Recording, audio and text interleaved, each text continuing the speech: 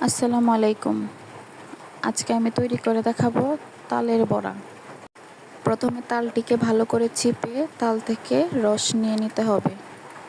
সেই রস থেকে তালের যে বিষ বলা হয় ওইটা ভালো করে নিগড়ানোর জন্য চুন দিয়ে সারা রাতের জন্য রেখে দিতে হবে। তারপরে এটা খাওয়ার যোগ্য হবে। তারপর তালের মিশ্রণটিতে চালের গুঁড়া, আটা, একটি ডিম ভালো করে মিশিয়ে রুটির মতো বেলে পিঠার শেপ দিতে হবে। যার যেরকম ইচ্ছা এরকম শেপে বানাতে পারে। আমি বিভিন্ন ডিজাইনে পিঠা তৈরি করেছি। তারপরে এগুলো ডুবো তেলে ভেজে নিতে হবে। তারপরে তৈরি হয়ে গেল মজাদার সুস্বাদু তালের বড়া পিঠা রেসিপি। ভিডিওটি আপনাদের ভালো লাগলে লাইক, শেয়ার, কমেন্ট করবেন। চ্যানেলটি সাবস্ক্রাইব করতে ভুলবেন না। সঙ্গে থাকার জন্য ধন্যবাদ।